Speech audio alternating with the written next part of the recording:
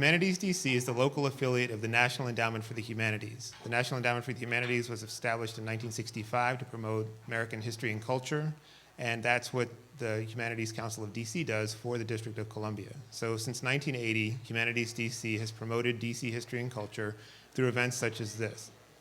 We also offer what we call a House History Day that takes place twice a year, where we help people understand the history of their homes. And periodically we underwrite other events as well through a grant program, which we're going to explain shortly.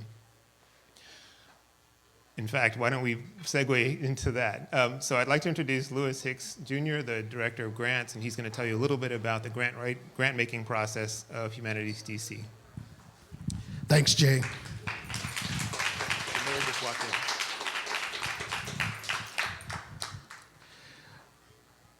Our grant program is ongoing right now. We're right in the middle of getting ready to issue grants beginning in February. And we have a series of workshops that we are conducting that are face-to-face. We have one coming up next Wednesday, which will be our smaller and our major grants program, as well as our Soul in the City.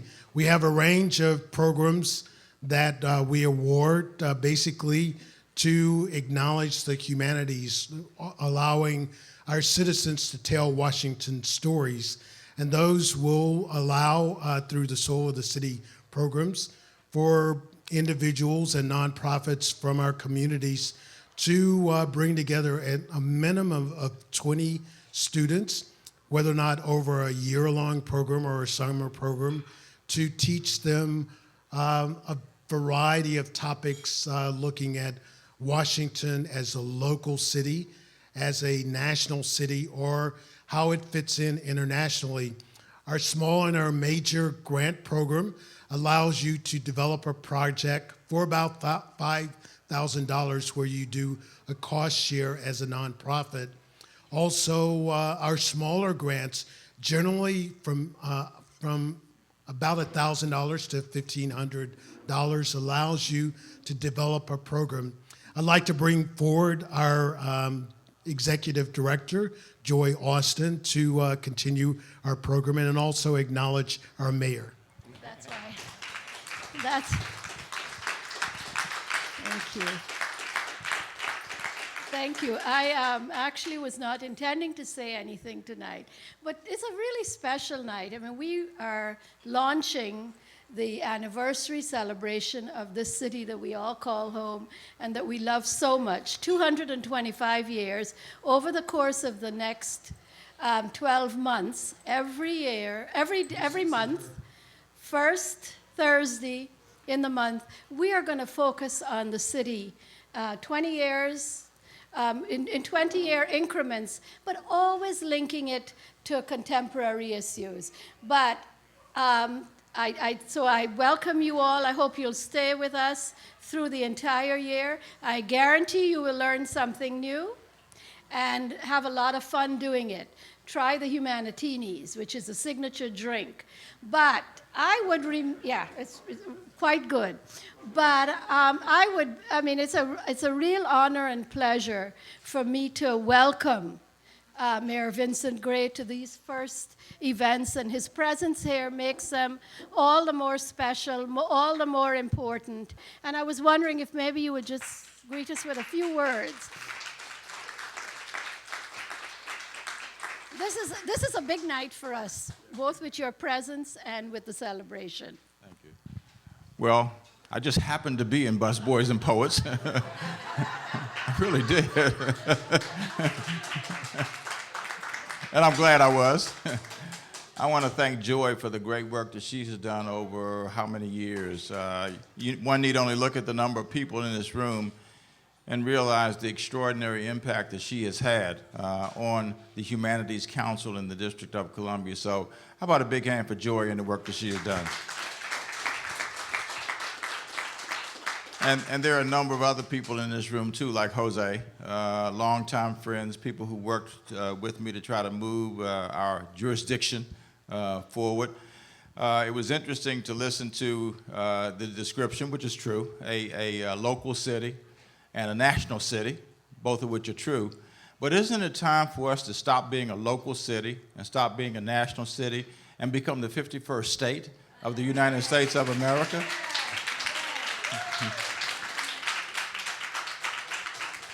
And I hope that during this celebratory period, during this celebration, that will be a part of the discussion. That, you know, we have all the elements, in my opinion, other than having the authority to be a state.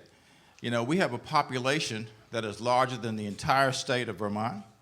We have a population that is larger than the entire state of Wyoming.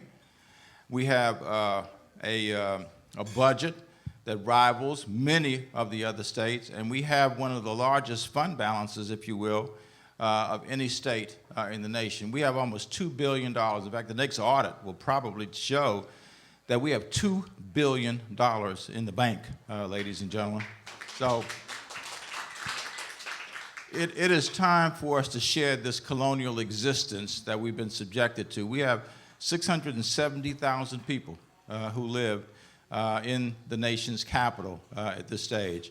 There are people who argue that, well, you can't be both. You can't be the nation's capital. You can't be a state at the same time. That's bogus. We know that. We can certainly figure out where the capital presence, the national presence is, and if we can't figure that out, then we're not as smart as we think we are we? But the fact is we can do that, and that is just you know, a bunch of lame, phony excuses to keep from giving us our due.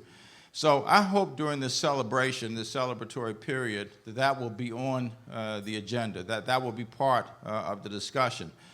What is missing, in my opinion, is a continuing resolve to be able to demand and take the authority that we are due as citizens of the United States of America. You know, we don't have a congresswoman who can vote. We don't have any senators. Yet we pay the same taxes, don't we? Nobody said we're exempt from paying federal taxes. As a matter of fact, somebody suggested that to me once. Why don't you go for what Puerto Rico has? Why don't you be exempt from federal taxes? I said, I don't want to do that.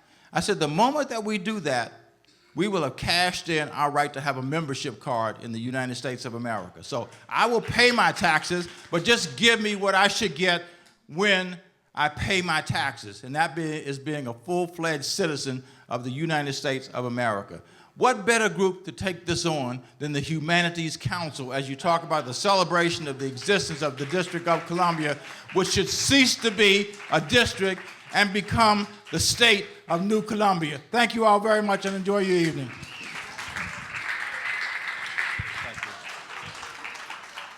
I would next like to introduce our Director of Development and Communications, Mercedes Diane Forbes-Griffin. Hello, everyone. Welcome. I'm so happy to see such a large turnout tonight. Oh my God, it's amazing. Are you all excited to celebrate the 225th anniversary? Say yeah, right? It's awesome.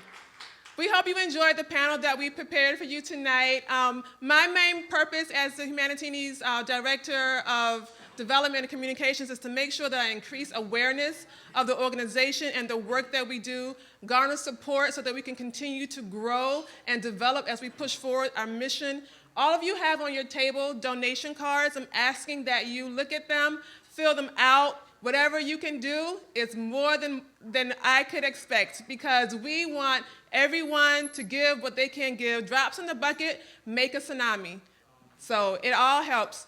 Also, we are doing a great raffle tonight. One of our sponsors, DC Brow, has given us a great swag bag. It has a 64-ounce growler. It has a really nice winter scarf. It has two crystal glasses that you can use when you want to drink beer at home. The growler you can take to any facility that can fill it up. As I mentioned, it's 64 ounces, which is quite a lot. As you know, beer is very expensive.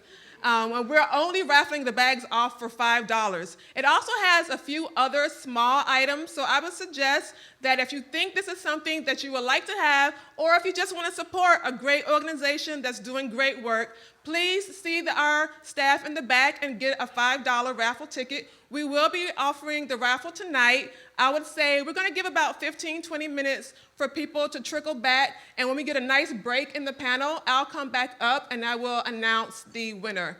You'll see me with my phone in hand all night because I'm tweeting and Instagramming, so don't be nervous and wondering why is she constantly on her phone. I'm not texting Mommy, I am actually working, so I just want to make sure you know that. And again, thank you all for coming out. Thank you, Diane. Before I forget, I want to introduce the staff in the back who are a vital part of the organization. To my left and your right is Jasper Collier, the curator of our digital museum, and to his left is Stephanie Scott, our office administrator, without whom we would be helpless. I would also like to acknowledge the presence of a couple of board members, and because I'm new to the organization, I apologize if I miss anyone, but in the far back, I see Bob Bremner, our chair. There's Bob. And all the way in the front, I see Yolanda Alcorta, who's also a member of our board. So thank you all for coming to the And Matthew, of course, I forgot to say that one of our participants tonight is a board member, Matthew Gilmore. So thank you, Matthew, twice. Okay, so let me set the stage for tonight's Humanitini. We're talking again about the first 20 years of DC's existence. Some of you all may know that that the federal government originally was based in Philadelphia. So Matthew's going to explain at greater length how the transition occurred, but essentially the federal government was relocated to this area of Washington, D.C., when this area was little more than a series of tobacco plantations. There was a process involved, again, Matthew will explain, but DC was pretty much created out of the ground. And so to illustrate that, what I'm going to do is start with a 6-minute video, which was prepared by the University of Maryland, Baltimore County, depicting the first few years of DC's existence as the architects are actually mapping out the city. After that 6-minute intro, I'm going to ask the panelists to come up to the stage, and I'm going to introduce them one at a time, and then turn things over to our moderator, Dr. Sandra Jowers-Barber from the University of the District of Columbia Community College. I'm Dan Bailey, Director of UMBC's Imaging Research Center, and this is an introduction to the work we've been doing to visualize the city of Washington, D.C. as it was in 1814. Here is a current satellite image of Washington, D.C., showing the area at the center of the District of Columbia included in Pierre Charles L'Enfant's original plan of the city. Colored pins mark the location of key landmarks: the Capitol, the White House, the Washington Monument, and the Lincoln and Jefferson memorials. Now watch as the image morphs into a topographic map by architect Don Alexander Hawkins that depicts how the territory appeared to L'Enfant in March of 1791 when he arrived to begin his work. Note the dramatic differences in the shape of the land and the width of the Potomac River. Those few images of the early city that have survived until today were created mostly by untrained amateurs or professionals educated in the Romantic landscape tradition. These artworks, full of optimism and imagination, usually fail to provide an accurate topography or the relative position of objects on the land. Is this really how the federal city appeared from Georgetown in the early 1800s? We might as well be looking at the Blue Ridge Mountains rather than the site of the young nation's capital. Early maps presented the city as finished and orderly. It was neither. The task of visualizing the nascent city has proved to be more challenging than we'd anticipated, not due to the limits of technology, but due to the sparseness of reliable historical evidence. Our first step was to create a base map, reflecting everything known about the city in the early 1800s. This map, based on cartography and scholarship by Don Hawkins, is keyed to a large database that we assembled for early Washington, D.C. paintings, drawings, and written references. For example, Q4, highlighted here, indicates the vantage point for an image sketched by John Reuben Smith in 1830. Scholars agree that the wooden cabins seen here are historically accurate. So is the fence, a security measure designed in part to keep cows out of the Capitol. To represent the rise and fall of the landscape, we relied on the work of USGS geographer Peter Chirico, who used detailed surveys from before and after the Civil War to create a large-scale 3D model of the landscape. Then we adjusted that information using Hawkins's topographic reconstruction of the ground in 1790. This results in our best approximation of the contours of Washington, D.C. as they would have appeared more than 2 centuries ago. This survey drawing of the U.S. Capitol and its grounds, created by Benjamin Henry Latrobe, provided an exciting opportunity to recreate the original shape of Capitol Hill. Here we attempt to illustrate what Latrobe was able to see in his mind. Lines drawn in 2 dimensions come to life in 3. This eliminates the need for viewers to make sense of cartographic maps made using methods that, while elegant for their time, have now been obsolete for more than a century. Thanks to Latrobe's efforts, and thanks to the fact that his drawing survived, we can precisely visualize Capitol Hill in the year 1814. We're now ready to add simple models of documented structures to our terrain map. We affectionately call this our Monopoly building phase. After we've used the best available evidence to assemble our map and tentatively place buildings, we can double-check our work by comparing historical drawings from the time period against our recreated landscape. In this example, 2 seemingly incidental farm buildings in a sketch of the Capitol by Latrobe are shown to be aligned correctly to a much later and different viewpoint. This process of triangulation allows us to verify the location of buildings, roads, fields, fences, and other landscape elements, immersing us in a very different capital city than the one we experience today. Now, finally, the real fun and work can begin. In this rough composite sequence, our camera flies low to the ground, gliding along Pennsylvania Avenue from the White House down to the Capitol. It's a revelation, a national mall without museums or monuments, home to grazing animals and fields of wheat, corn, and tobacco. The Potomac River dominates the view, brown with silt and mud. The scene beyond the river is no generic stock background. The horizon line you see here truly reflects the location and appearance of hills, pastures, farm fields, and forests. Thanks to 4 years of work at UMBC's Imaging Research Center, more than 5,000 hours of labor in all, we can now generate a view of the infant capital city from any location we wish. Out of the tangled roots of cartography, historical scholarship, art history, and simple curiosity emerges a fleshed-out recreation of Washington as it was. Our digital artists can now put the final touches on a complete, fully rendered historical tableau. This animation is what we call a proof of concept, an attempt to visualize in as much detail as possible a single specific place and moment in Washington's early history. Here, then, is one finished piece of the historical puzzle, our best guess as to how the unfinished Capitol would have looked almost 2 centuries ago in the spring of 1814, just months before the building, as well as all of the priceless historical documentation within its walls, was burned by the British.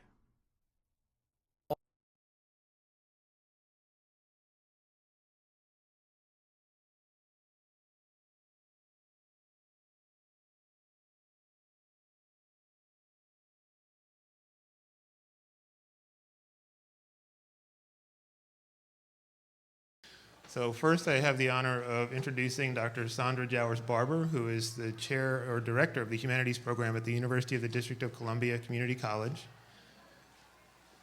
Next to her left, is Matthew Gilmore, again, a board member of Humanities DC and an expert in DC history of many years. To her right is Mark Sandalo, a professor at the University of California District of Columbia Center. The District of Columbia Center for the University of California welcomes students from California universities to do internships in Washington, D.C., and Mark, as a longtime journalist, teaches them that class while they're here in the district. And finally, to his right is Jose Suero, who is a member, or someone who works for the National Association of Hispanic Publications, also a journalist of many years, and well-connected in many other ways as well. Thank you very much, Jay. Good evening. It's wonderful to see so many of you here. And I'm going to say my name is Sandra. My mother is somewhere looking down saying, he did not say Sandra, did he? It's Sandra, but thank you very much. I am a historian as well by training. I am a public and oral historian. That means I believe in more history should be learned outside of the classroom than inside, that you can engage students and more people by actually going where historical actors have gone and seeing and being in places where historical events took place. I came to Washington straight out of high school from Atlantic City, New Jersey. I was the child that was going to Howard University before I was born, so there was no finding myself. My daddy would say, go in your room, sit down, prepare to go to Howard, that's where you're going. And I did. So I came to Washington and fell in love immediately. Freshman week, we went to Rock Creek Park. And I was walking across the rocks, fell into the water, and baptized, and have been in love with Washington ever since. Found Wings and Tings on 14th and U, and that's it for me. I stayed. I love Atlantic City, but Washington is just such a wonderful place, and ideally situated between Atlantic City, so I can get back and forth. As a historian here in Washington and an educator, it's a perfect laboratory for our students to find out not only national and international history, but the beauty of local history. And that's what I enjoy most, making sure that our students who are native Washingtonians are aware of all of the historical events that have taken place and are currently going on in their city. And to help facilitate that is just such a joy. As now the director of the Humanities Division at the University of the District of Columbia Community College, I have the ability to shepherd through policy. And one of the things we're doing as we encourage our students and fulfill our vision of experiential learning is that all of the students get to do public history. I don't care what the discipline is, it's public history, because you're taking them out of the classroom and they're learning to apply what they learn in the classroom outside. So they're getting to see places where they normally would not go. So as we talk about the first 20 years, there will be some things that many of you will not know who may be native Washingtonians, but we can tie, and these gentlemen will be able to tie some of the things that happened in the first 20 years to what's going on now. The little film we saw was very nice, and I love technology. But as a public and oral historian, I want to talk about the people and what people from the ground up versus the top down. So we'll explore that as we talk more with you this evening. Oh, to my left, Matthew, or who wants to go? We're going to start with Matthew. Just introduce ourselves and then start. And I My name is Matthew Gilmore. I came to Washington, D.C. from California. I went to UCLA, had lived other places in the country, came here for work. So I've been here 20-odd years now. When I got here, I got, through various ways, sucked into doing research and work and helping people research DC history, and so I've just continued to do that, even though I've kind of moved into other job arenas. So manage a discussion list and have a blog, and now write a history column for the In-Towner, where I try to take an interesting perspective on things, and so that's me. I'm Mark Sandalo. I may have you guys beat in that I'm a DC native. I arrived here in 1959. I knew it would come in useful. My parents took me away when I was 6 months old, and I took 35 years to come back. So I wasn't raised here. But I have come back to DC. I was a journalist in San Francisco. The West Coast, if you are into food or natural beauty or diversity of people or weather, it's got DC beat on a lot of levels, but I've loved it here, and I've been here 23 years now, and I'm certainly not going back because of things we'll talk about. And I think the reason I was asked here is partly because this program, the University of California's Washington program, brings in about 1,000 Californians every year to experience Washington. Some of them intern at Humanities DC, and I get to see what these students think and see when they get to Washington, and maybe I can tie that in a little bit to what it was like when people first arrived a couple hundred years ago. Okay, well, I wasn't here for the first 20 years of the city's history. My name is Jose Sueiro, and I came here and studied and became a roving leader. How many of you know what a roving leader is?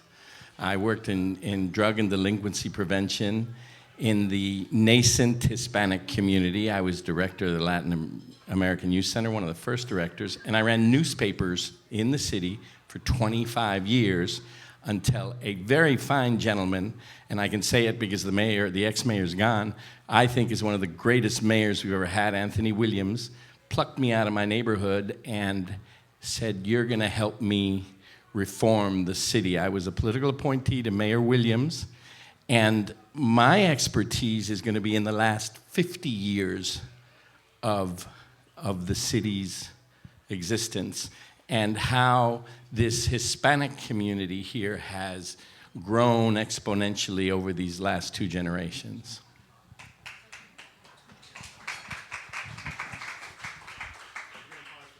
So now we're going to move into our discussion phase. Having introduced themselves, the panelists are now going to start talking about our subject matter, which again is the tapestry of regional cultures in DC. So we're comparing and contrasting the experience of the federal government coming to DC in the 1790s with the experience of people who come to DC themselves recently. So to start things off, I'm going to ask this, well, I'll turn it over to Sandra, but we're going to begin with a historical look back by Matthew Gilmore at how DC was founded.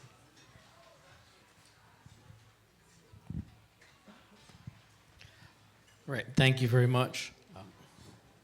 Jay, you're going to advance my slide. Okay. So next slide. So I want to set the stage for the federal government moving to the city in November of 1800.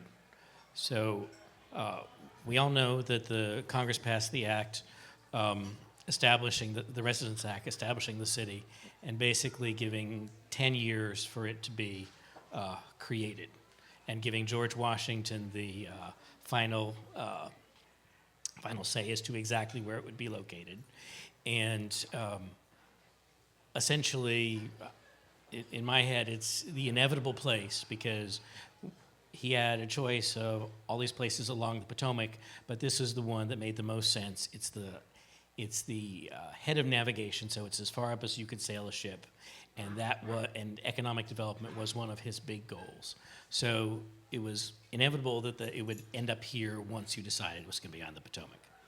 So this is what everybody saw. This is the picture of what the city was, and remember to think about it as Washington City. It's in the District of Columbia, but people are coming to Washington City. So you might just keep in mind what that might mean to them, whether they're a supporter or detractor of Washington. They're coming to Washington City, named after the great president. So, but what they actually saw, what was actually here, so this is a rendition based in part upon what Don Hawkins did, which you saw in the video. So what was actually here, it was not a nice, tidy, well laid out city. It was the start thereof. And yes, you did have cows and pigs, and you had orchards, and you had all different kinds of things. The area covered was, well, I don't want to jump too far, but basically from Georgetown to the Navy Yard was 4 miles. And I marked in what buildings existed at the time, and so that's where people lived, and you can see they clustered around the White House, downtown, and the Navy Yard. Next slide. So in comparison, where they were coming from was Philadelphia. So now Philadelphia, this is not the same scale because Philadelphia is 2 miles from river to river, and actually only half of it's developed. So it's a much smaller, more compact place, much more developed. So next slide.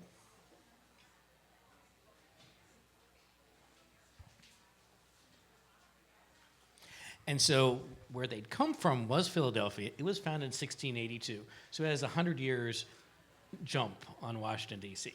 So had 50,000 plus or minus people, the 2 miles from east to west, and I have to say 50,000 plus or minus because people kept getting killed by yellow fever, various fever epidemics, and at one point it killed off 10% of the people in the city. So that's the nation's capital. So is moving to Washington City a bad deal? Well, maybe not in some ways. You might live a little longer. So next slide. So then, again, this is showing you what they laid the city onto. So most of this has been smoothed out for us. You know, we don't see this rough topography over 200 years. It's been smoothed out, but you can see some things they were interested in. So you've got essentially a track, which is where Pennsylvania Avenue would be. You've got the President's House and the Capitol kind of put up on bluffs. You've got this creek running through the middle of it, which they were going to turn to a canal, which they did turn to a canal, and another creek, which they canalized as well. And you've got this, basically this topographical bowl. You've got those hills along the outside there, which basically are the northern boundary of the city. And again, bear in mind, that's 4 miles from diagonally across. Next slide.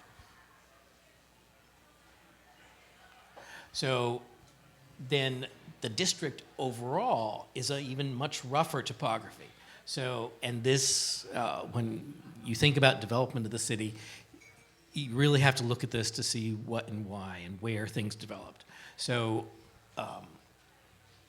this is just to give you an indication. So there were things going on out there, but not a lot. So we've got Georgetown and Alexandria as existing, and then we have basically those 3 nodes of development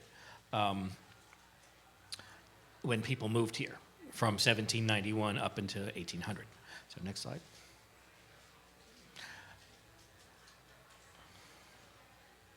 So then I just did a little GIS magic to kind of turn it around so that you could see more, have a more friendly view. So again, you can see then the topography outside the city really was much rougher than we do see now.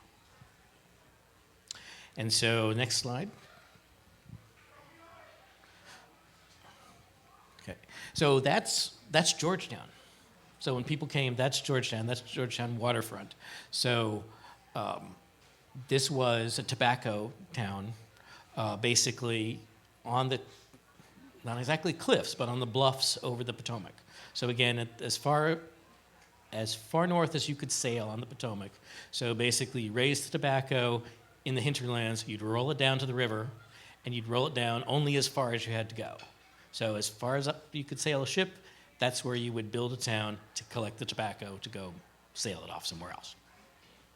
So this is kind of the Georgetown end. So then the next slide is that depiction from behind Georgetown. And yes, all those hills aren't really the way Washington DC actually was, but this gives you, an idealized view of how, again, this was being publicized. So you have to think about that as well. What was actual, what was being publicized for public consumption. So next slide. I'm not sure he wants to be quoted, but I asked Don Hawkins about this, and I said, well, how would you describe Washington City in 1800? He said, scruffy. I just couldn't resist quoting him on that. So next slide. So then who came to Washington? Well, the whole government, which is only about 125, 126 staffers, employees.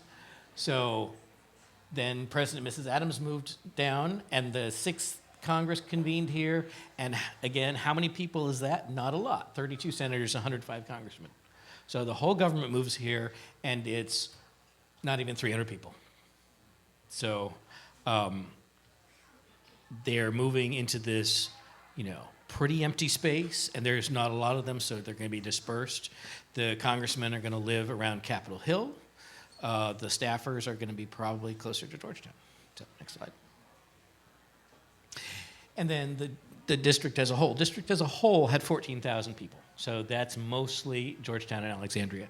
In the city, there were about 3,000 people, which I find pretty amazing considering what there was.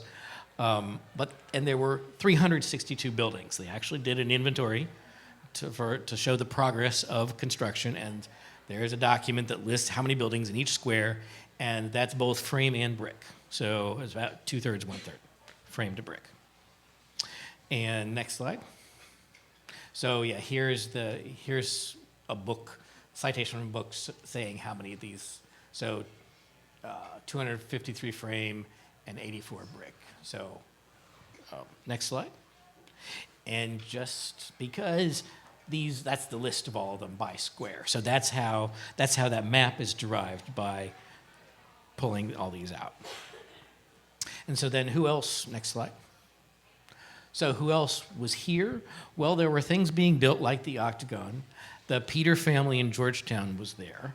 The land itself had been owned by the land for the whole city, and owned by 19 people. So before the government moved here, there really wasn't much going on at all.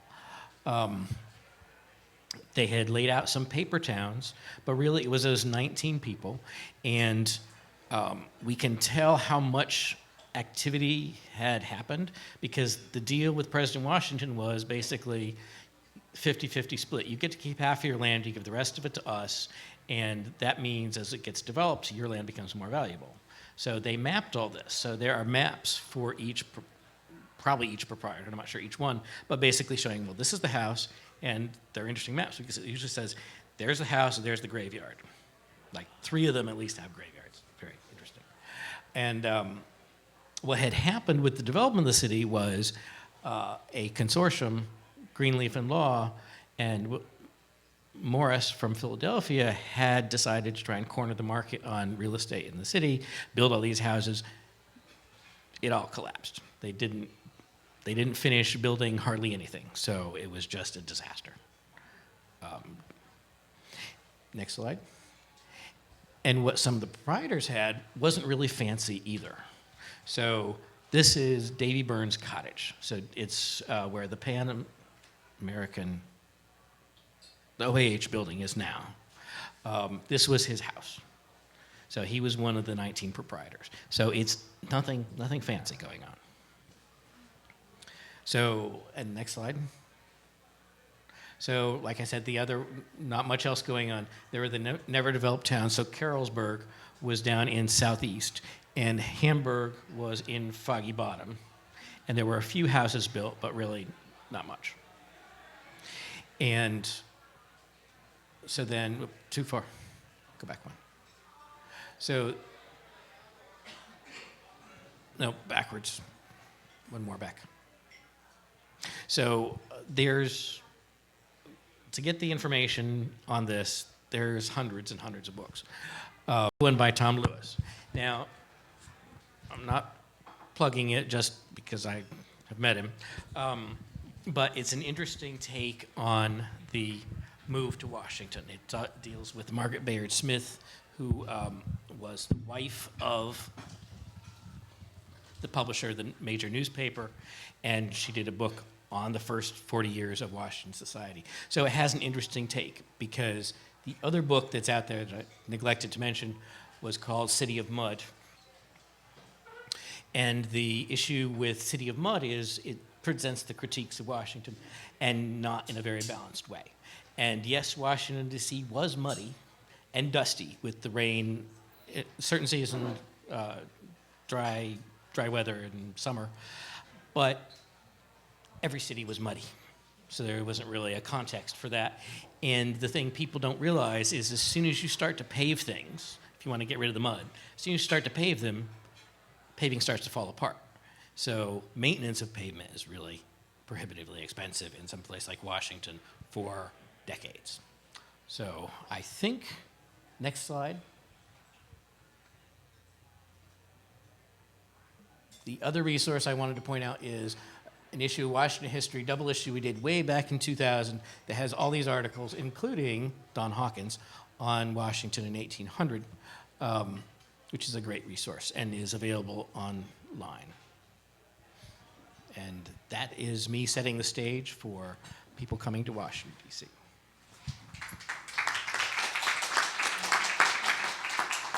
Thank you very much, Matthew. Now let's talk a little bit about the people that we didn't talk about who came, as we're going to have everyone make a contribution about those first 20 years and how it set the stage for what Washington was to become even that early year. So we know that when the congressmen came, they brought enslaved individuals with them. So we see that that population in that first 20 years is being planted. So we're comparing people coming now, so we can look at some tensions. Everyone wasn't happy that they left Philadelphia. Everyone wasn't happy that they came to Washington. And even we see now that there is that kind of conflict when individuals come, there is some pushback.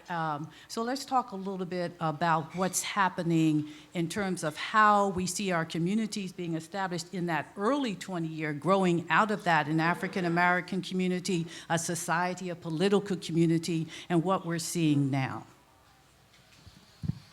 All right, so I'm going to jump ahead 220 years. And so I talked to all these students who come for the very first time. Most of them have never been to Washington. And, you know, among the things I do I have it here? I ask them to just give me a short description of some TV show that they know, and just give quickly about Washington. And I always print them out. This is, sorry, from last term. These are the nice adjectives they came up with: love affairs, important, history, adventure. This is in describing shows and movies that they're familiar with. That's all the adjectives they came up with that were nice. Not so nice, a lot more.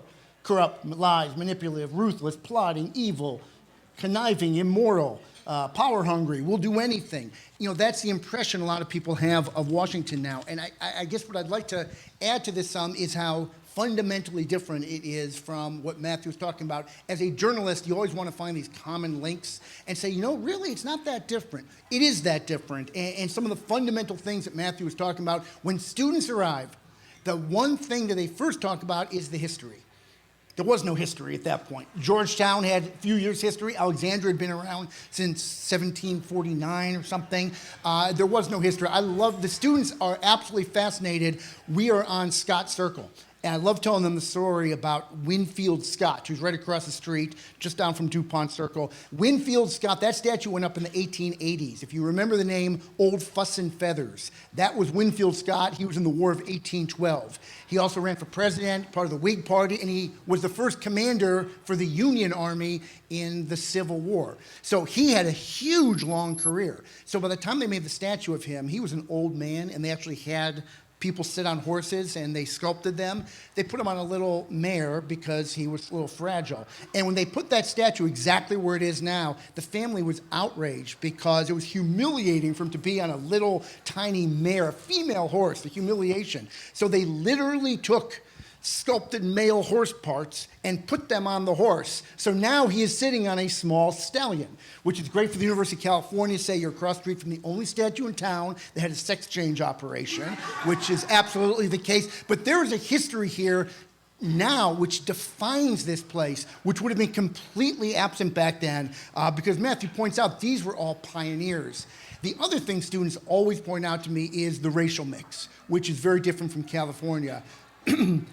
Talk bluntly in racial terms. If you look at the percentage of white people, California and DC, very, very similar. 36, 39%, it goes up and down, very similar. But the racial mix of the ethnic groups, very, very different. California is about 7% African American.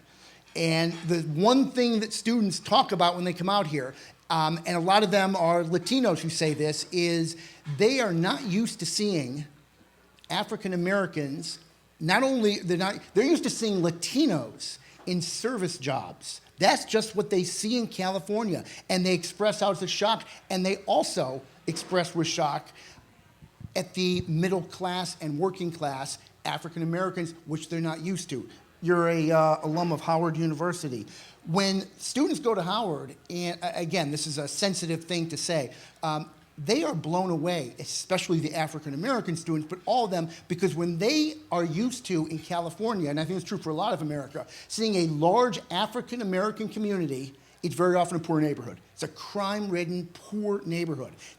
People come to Washington, D.C., And suddenly they not only see middle class, they see upper middle class African-American neighborhoods, and then they get to Howard, and they see this academic community with people like interns walking around just out of the medical school, and it's all African-American, or mostly African-American, and it's eye-opening for a lot of these students. Another thing, I had class today, and I said, hey, what were your impressions? I'm going to talk to this group. Somebody said, oh, well, we're really impressed at the cleanliness of this city, which is certainly more true around Scotts Circle than it is in other parts of this city. But as Matthew points out, that's nothing that anybody would have talked about back then. The muddy, dirty streets. So if there's anything that does tie it together, maybe, and I don't know because 220 years ago is out of my realm, it's the sense of excitement and opportunity. When these students get here, why do they leave the beauty of California and the mountains and the ocean and the food and the weather? It's because there are exciting things in Washington. It is the seat of federal government, and that opens up incredible opportunities. Some of them get out here, like me, and then fall in love with the local city. But that's not why most of the people who I deal with and a lot of people you deal with come out here. In California, you're much more likely to have native-born people or people who move there because they like the weather, they like to surf. Here, at least in the little inside circle between, say, Capitol Hill and K Street, and most people you meet there are in Washington because of their jobs, or their spouse's jobs, or somebody's job. And that's a very single-minded, narrow focus. That would have been true to a certain extent, when Matthew talks about it. These people were coming here because it was the federal government. And actually, go back to that racial mix for a second. The racial mix, and correct me if I'm wrong, it would have been very similar here to Philadelphia. There were slaves here. There were also free blacks here, but it was a black and white community, which is not necessarily all that different than it would from Philadelphia. My students complain bitterly that there's no place they can find Mexican food, which I'm sure was not different back then. There weren't even Mexicans I can't imagine there were Mexicans in DC. So it's a completely different experience. The only thing I can think of that really binds it is this idea that it is the seat of the government, and that creates a lot of opportunity. Are you going to say something else? No, I'm going to wait. Okay. Well, actually, I'm kind of at the other end of the spectrum. I'm going to talk about the newest members of this community. But just to put a little bit more context in this, what Mark was describing, certainly the national city, the people that came to Capitol Hill, the people that came to work at the different administrations, even back in the 1800s, when I got here, which was the 60s, this was a predominantly African-American town, and that's what I'm talking about. I'm not talking about the national or even at this point the international part of the city. My town, my Washington, D.C. is the town part. I don't know how many of you have read Dream City, but Dream City, written by Harry Jaffe and Tom Sherwood, it talks about the alley cultures, how in the 1940s, many of you probably remember people worked in the printing office, in government printing office, and the alleys in Washington were the focus points of black culture. They were the back of the houses, and there was these vibrant, there would be cooking and singing and partying, so that's my town. When we got here, it was an African-American town, Chocolate City and all of that. It was predominantly, when I got here, it must have been roughly 65% African-American. Now, what happened with us? In the Census Bureau in 1960 said that in the Washington metropolitan area, there were less than 10,000 Spanish-speaking people. That's the way they were described by the census. That's 1960. 50 years later, 2 generations, the census in 2010 claims that there were 790,000 Hispanics, Latinos, to use their term. In 2 generations, over 750,000 people migrated, and we believe it's much more. We believe it's about 1 million. 1 of every 6 people in the Washington metropolitan area is a Latino or Hispanic. And yet, the first bodega, the first market for Spanish food, opened up in 1934. It was called Casa Pena on 17th and R. Adelina Callahan, who was the daughter of the owners, then subsequently became the owner of La Fonda and El Bodegón at the corner of 17th and R, and she became president of the Washington, D.C. Restaurant Association. Bless her heart, she's still alive. Ana Sol Gutierrez, who is running for the 8th District of Congress in the 8th District of Maryland, her father came here in 1948 to establish, he is one of the signers. The UN established the Inter-American Development Bank, and all of those protocols, he represented El Salvador in 1948. Ana Sol Gutierrez has been here since that time, and she's now running for Congress in the 8th District of Maryland. Sacred Heart on 16th Street, right by Park Road, there is a Dominican woman by the name of Juana Campos and her daughter, Carmen Torruella Quander, and the African-American community will know the Quanders. Paul Quander was a deputy mayor, and the Quanders are a very prominent black family here. Well, those Dominicans created Sagrado Corazón, which is Sacred Heart, which was the first church that did, they did misas. I'm losing my English. In Spanish. And so I'm just trying to give you some markers as to how we came here. This Hispanic community is very, very unique. It is one of the most recent migrations inside the United States. You can actually track it from when it started. A guy by the name of Charles Lane did a magazine piece in Regardes. Charles Lane, by the way, is now the editor of Newsweek, or was the editor of Newsweek till very recently, and he's a high-ranking journalist at the Washington Post. He wrote this wonderful story about this one man that lived on Hobart Street in Mount Pleasant that brought 5,000 Salvadorans from his hometown in Intipucá, El Salvador. And Intipucá, El Salvador is way tucked into the mountains of western, because El Salvador is east to west, and it is surrounded by poverty, and yet you turn in the road and you have this beautifully paved road, this wonderfully built out city with all kinds of animals, etc., and they all live on the money that is telegrammed to them, that is sent from here, and it's one of these oases of prosperity in a very poor place. So in the 70s, Salvadorans, and then in the late 70s, there were the wars in Central America, Guatemala, Nicaragua, and Honduras, which is still a very violent place, and El Salvador. Between the years of 1978 to about 1990, easily 500,000 Latinos from Central America settled in Washington, D.C. I'm not only talking about Central America, the dictatorships in Chile, in Argentina, in Uruguay. So there was an enormous influx of political refugees from Latin America. So this community, the community that I work with and represent, I was a Spanish language newspaper publisher for 25 years.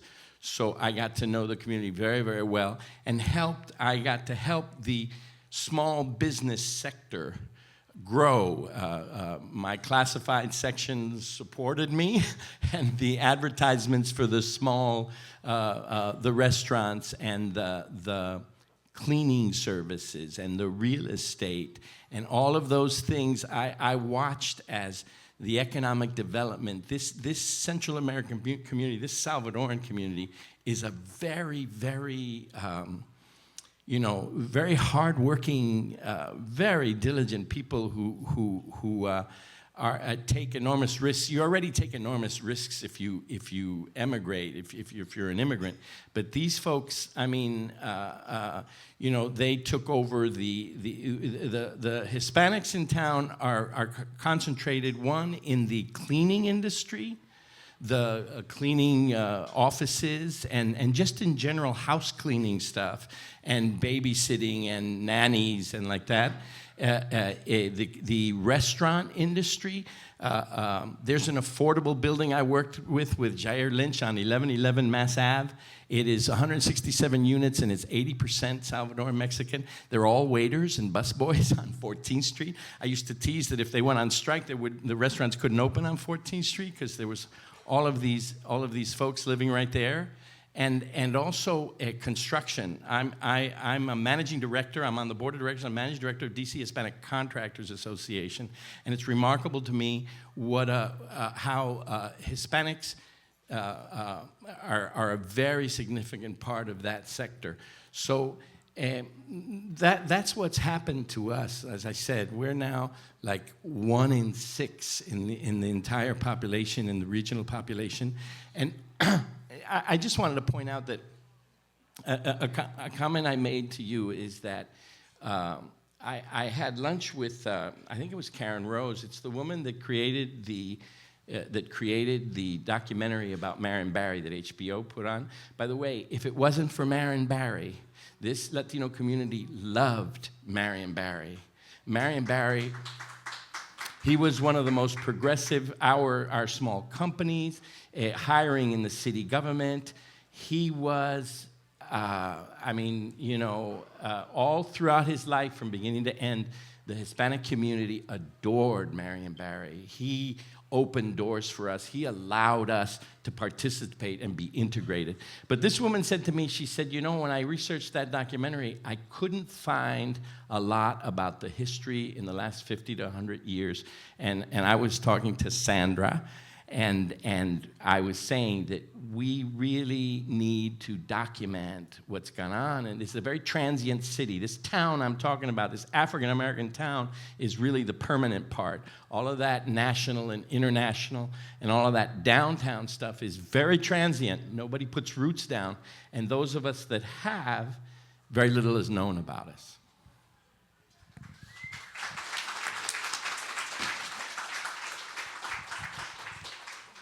It is impossible to talk for 3 to 5 minutes about something that, and I understand that, about something you're passionate about, especially when you're talking about Washington, D.C., which is so unique.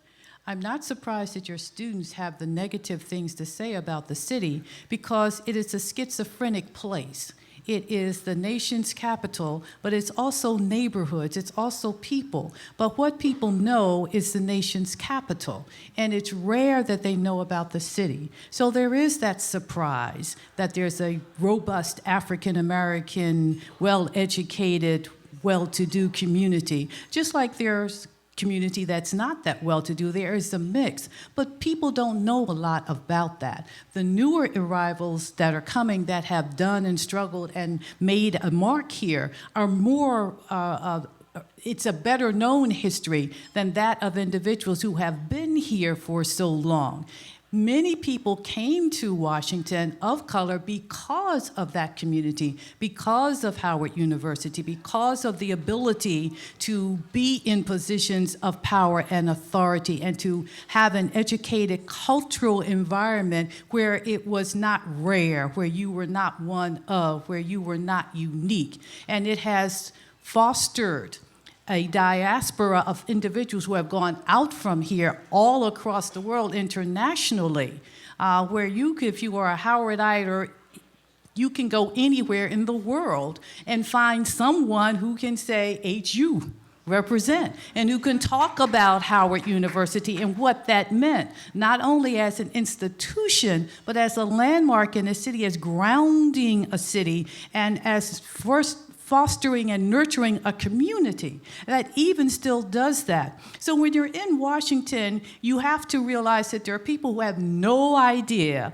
about Rock Creek Park, about Upper Northwest, about Northeast, about Michigan Park, about Petworth, who don't know those places, who don't know those families who have been there for years and years and educated and raised their children and paid their taxes and done all of that. So you hear these things about Washington, but you know people only know the surface Washington, know nothing but the monuments, and those, that all of those videos are very nice, but that's nothing about the people. And so when we talk about Washington, we have to have two conversations.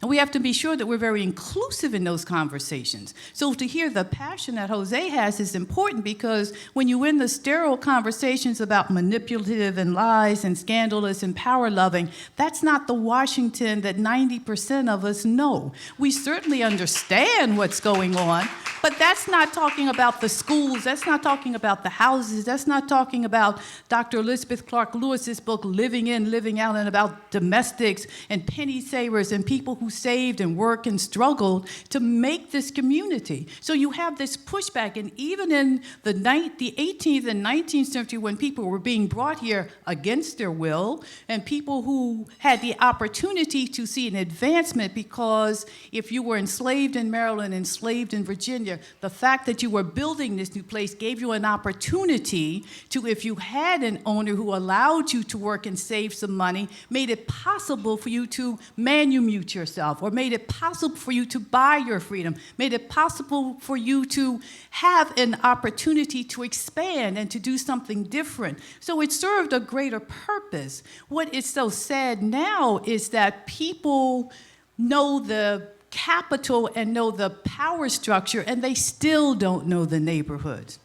And as a historian, and those of you who are scholars, whether you have a degree or no degree, and you know your history, it is important to document it. It's important to have oral histories. So those individuals that we're losing, that story can be told, it can be documented. So when you're in your families and you got Madeir and Grandmama and Auntie and individuals who are in fourth or fifth generations, it's important to talk to them and document that. So all people don't know are manipulative and lies and crimes and protests and death. They know the positive things that are here.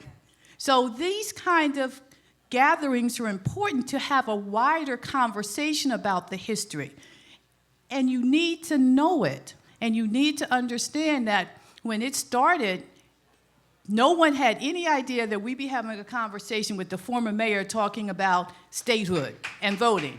No idea. They had no clue, and they didn't plan it that way. But it has grown past that. They never planned for there to be this Washington, D.C., where there were African Americans, when people were surprised that they have coats and their doctors and their lawyers and their judges. So now we have to have a different kind of conversation. Can I have a quick 30 seconds on that? Oh, go ahead. Well, I was going to say that two things. One, a useful resource for this kind of discussion is this book, Washington Odyssey. It originally was published as Urban Odyssey, and it does cover kind of the flow of different ethnicities through Washington, D.C., and as far as I know, it's the only one. And Elizabeth Clark Lewis has a piece in it. And what I was going to say was the town, when the federal employees arrived, was, surprisingly, probably to most of you, it was an Irish town. By the 1830s, half of the population of Washington, D.C. was reported to be Irish. So it was Irish workers among and free and enslaved African Americans who built the city. And the Irish tradition is, basically kind of gone away, but there are distinguishing things. The first Catholic church in the city was St. Patrick's, of course, Irish. The first murderer executed in the city was William McGurk, Irish.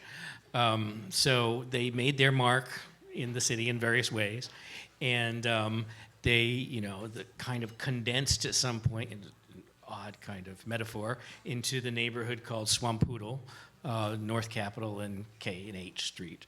So that's one piece of history that's, a little bit hard to recreate, but it is important to know that things have flowed over time. I just want to add that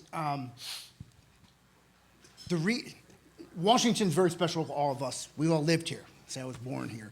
But the reason it is important to the rest of the country isn't because of the town part. I'm not saying the town part isn't absolutely wonderful, but that's why the world looks to Washington, which even adds, when you were talking about how people don't know about some of the communities here, there are, and it's a very awkward thing for me because I can't recruit African-American students on UC campuses by saying this, but there are African-American parents who tell their kids in Los Angeles and in Fresno and in Oakland, you got to go spend a term in Washington. because you've never seen anything like this before. And it's important that you see a vibrant African American community. It's because Washington is on a pedestal because of the national stage it's on. And it's one of the things I think we all agree is one of the great frustrations with what the former mayor was saying, and one of the great frustrations even with President for not being able to make this a national model of prosperity, because then the world would look in and see all of that. Because what we don't want to have is, we don't want to become like the show, we don't want to become like The Wire. You know, we don't want to be treated like Baltimore. Washington and Baltimore doesn't want to be treated as it's treated on national television. But the reason people pay attention to us is because of the things that feed into the national model, and it gives the town an opportunity to shine. Okay, Jay is asking now that we have time for questions. So, Jay, you want the mic so the participant, oh, you have one, okay.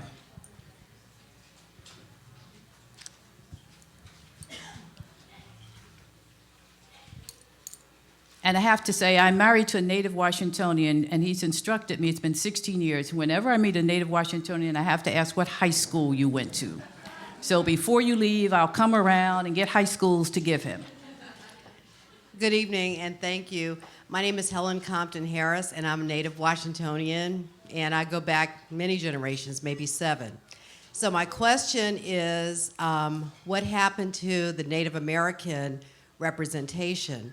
Because prior to African Americans, Irish, whomever getting here, there was a Native American population. And so I feel that that has not been addressed tonight. And so I was wondering if you could address it now.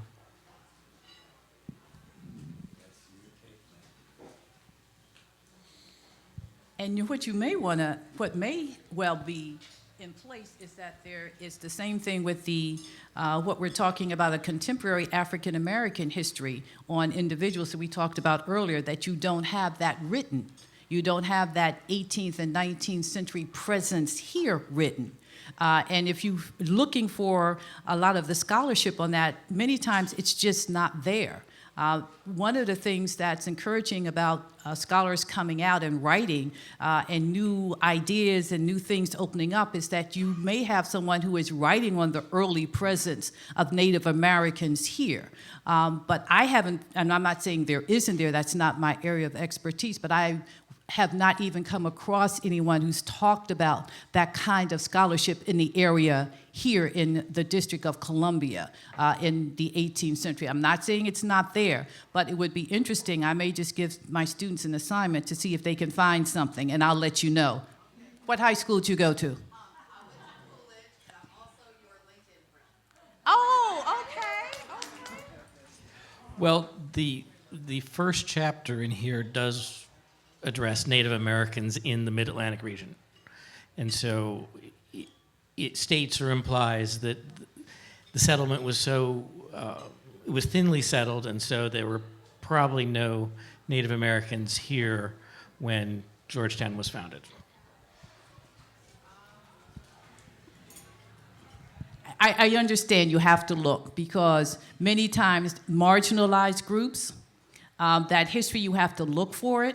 I work in the area of African American deafness, and in 1857, when Kendall School was started, there were African American and white deaf children here in the District of Columbia going to school.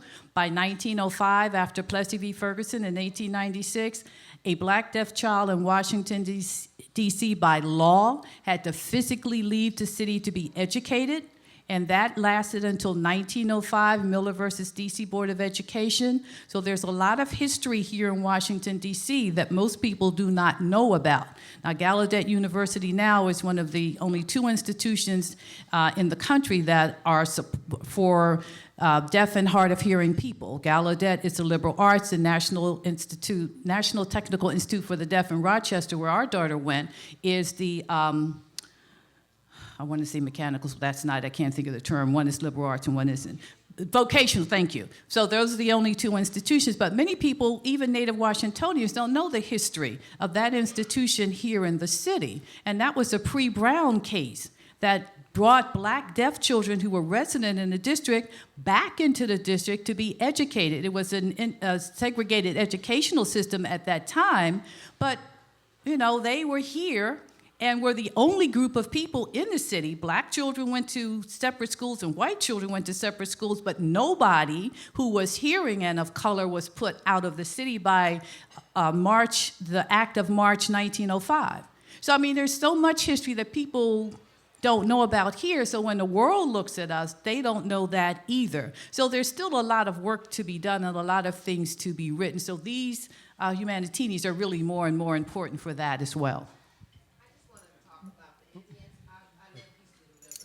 And so the Anacostia River is, I understand, was named after a tribe. And also you will see, if you look in some of the books at Dr. King Library, where they had the teepees along the Anacostia River down the area where Berry Farms is today. So they do have some history, just not documented, as you mentioned. And which becomes the problem, because if it's not written, that's part. So there's still so much to do. So for those of you who are authors, for those of you who are historians, I mean, there is so much to be written about here in the district still that, there's work to be done. Before we move on to the next question, and I'll bring the microphone to you, wanted to just plug something which I neglected to do at the beginning. A humanitini is actually a drink as well as an event. And they're serving them here. It tastes great, I'm told. So I just want to encourage you all to consider ordering a humanitini while you're at the humanitini. Thank you. Recently, just 1 week new to the city, can you kindly tell me what the population of the city is and break it down by ethnic category?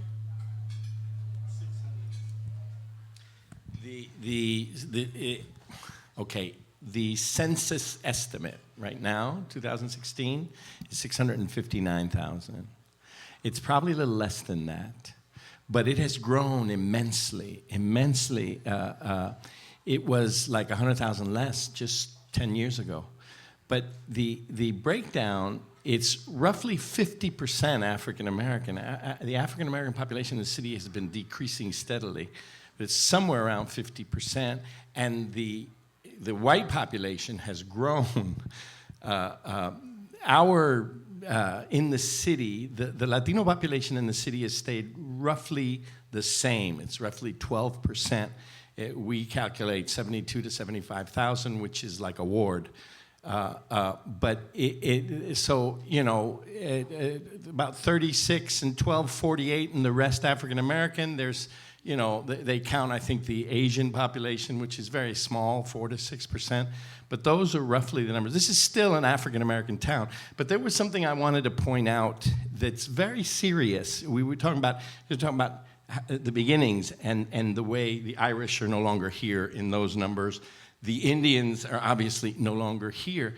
I fear for my town. I've been an affordable housing activist for 25 years. I live in a rent-controlled building in Adams Morgan and pay a little bit less than $900 a month, which is incredible. But what's happening in this town is the developers have won. This town is being taken over. And what that means is that there's this enormous turnover. I don't begrudge and belittle kids that are graduating from college. They want to come here and make a name for themselves in politics, but these aren't the people, these aren't my town. These aren't the people that are staying here. The people that are staying here are getting bought out every day. And in my building, half of the people in my building, they move out every 9 months. There's no community, no sense of community. And this has happened all over the place. Wait for it, Anacostia. Wait for it, because the section of this city that is getting most developed now and gentrified, that horrible word, is Anacostia. Everybody's buying in Anacostia, and everybody is waiting for Anacostia to flip. So I'm sorry I went off on that one, but that, for me, I'm very passionate about that too, because the reason we don't have enough traditions, the reason they don't talk about our history. I wanted to talk about the lady used to live up in Meridian House when Duke Ellington was on U Street. Do you remember that? And it's LaDroit Park. This is LaDroit Park, and then there used to be a madam who had a brothel up on the bluff just above U Street, and Duke Ellington, and all of the big band sounds in the 30s and 40s. There was an enormous nightlife. LeDroit, even when I worked for the mayor, I mean, LeDroit has a history of having these very ornate, very beautiful houses of the evening. None of that is held on to. None of that percolates in this town because it's too transient. We need to hold on to our traditions and to our histories and to the people, the working people who make this city. One of the, I only sometimes stop people when they say none of it, and I understand what you're saying, and you're making a point. But there are so many families who are holding on to those traditions, who are at the same church, who are at, Shiloh Baptist is 152 years old, Shiloh in the house, Metropolitan, older, where people are still doing that, where there are still the clubs, there's still the social gatherings, but we don't know a lot of that because that's going on in the neighborhoods and in the houses where people aren't talking about it. I had a student in class who said to me, Dr. Jowers, why do people think we didn't want a Chipotle or a Best Buy or a Target where we lived? Everybody, and I'm not saying that, I know the dangers that happen with gentrification, but, there are some positive things. He said, we've owned our house forever, so why do people think we didn't want to be able to walk to the store and buy something? Why did people think we didn't want to be able to not have to get in a car and drive to Maryland to have a sit-down restaurant? Why do people think we weren't able to have something nice in our section? Why do people think that? Why did, and there's a whole controversy about Walmart. And I'm not defending anything, but you walk in your neighborhood, people are working. Why did they think we didn't want those jobs where people get in the car, they go to Walmart?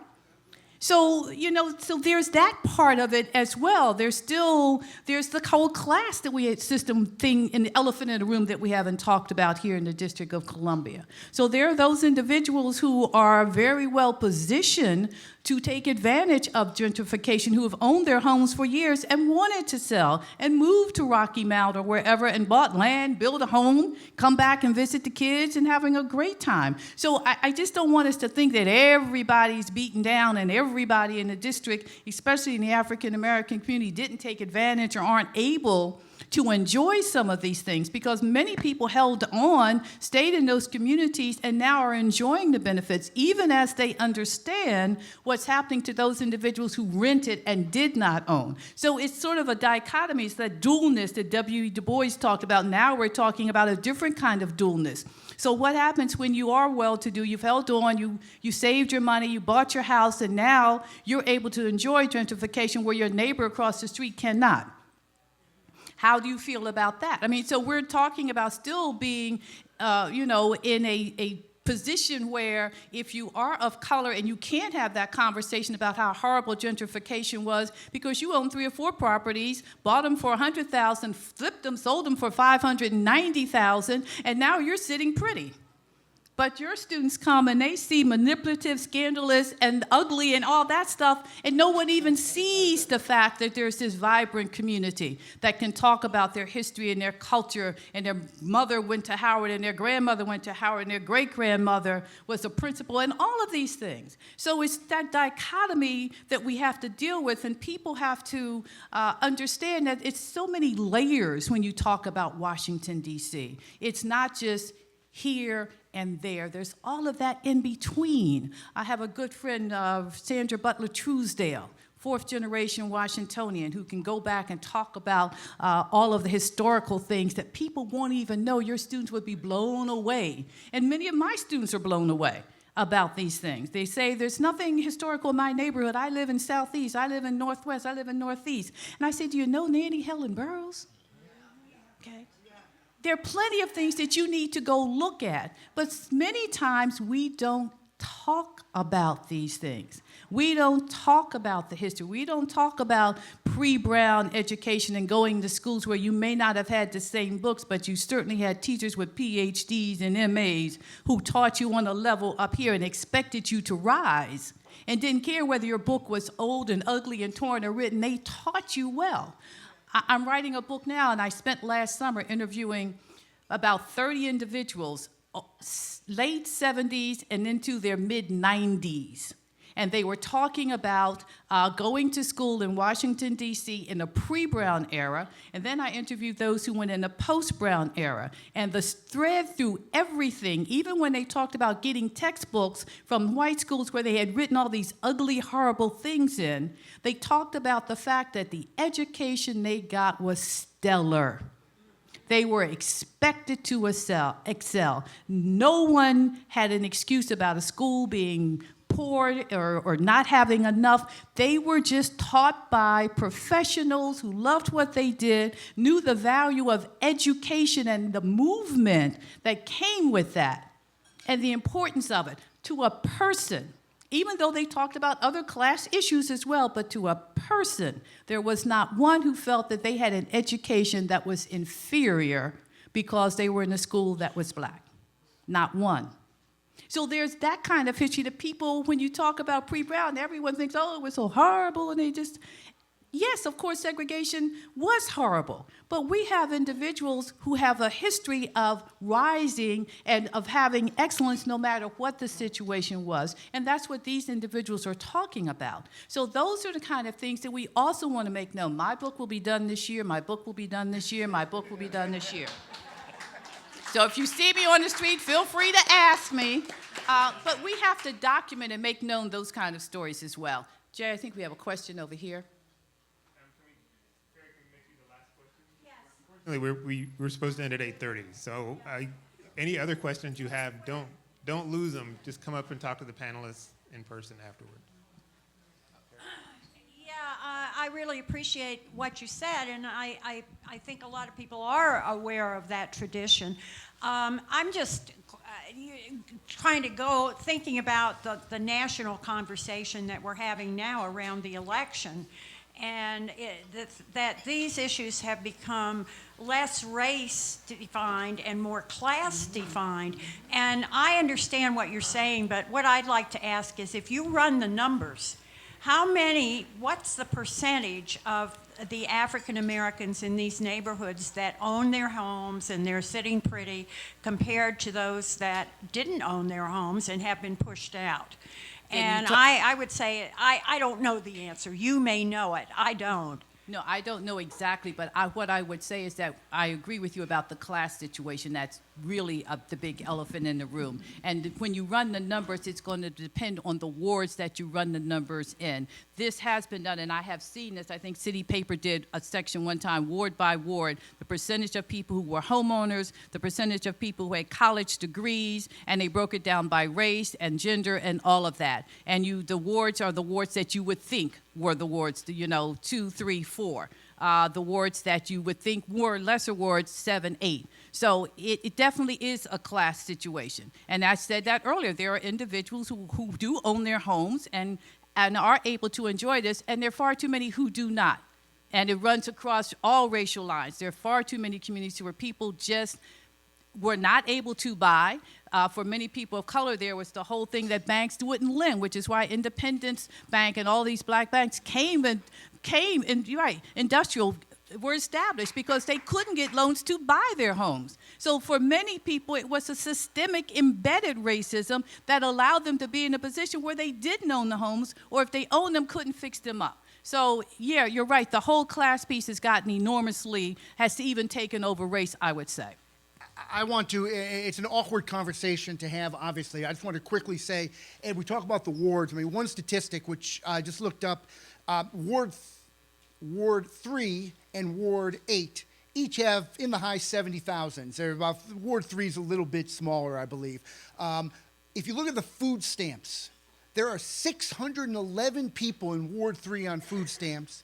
There are 44,000 people in Ward 8 on food stamps. How can you possibly explain that? And then you look at the racial numbers, and of course the races, and this is why I say it's an awkward conversation, because of course there are people, I mean, of course class is, I think, the ultimate answer in it, but when students, one of the things they notice when they're out here, places like Oakland, California, where still overwhelmingly the rich people in the hills tend to be white and the poor people in the flats tend to be African American, but it's more integrated than this place is. This is more of a checkerboard city where there's black and white, and here's where I can get uncomfortable. I can't see all that well out here. Even this crowd tonight. And of course, I mean, I'm not saying that people don't get along black and white, but even this crowd tonight sort of separates itself a little bit. White people are a little over there and the black people a little more over there. But exactly, and I'm saying that something is, and that hasn't changed. In 220 years ago, African Americans were either brought to this place as slaves or they were free blacks. Being a free black was a lot better than being a slave, but it sucked. It was horrible. And that hasn't changed in 220 years, the segregation between what was then white and black and now as many other races. And I'd love for somebody to talk to me about how you can possibly change that, because I don't know if we can deal with the class issue until we deal with that. Okay, I need to end on a question because that's the last time we have. I want to thank the panelists for coming tonight.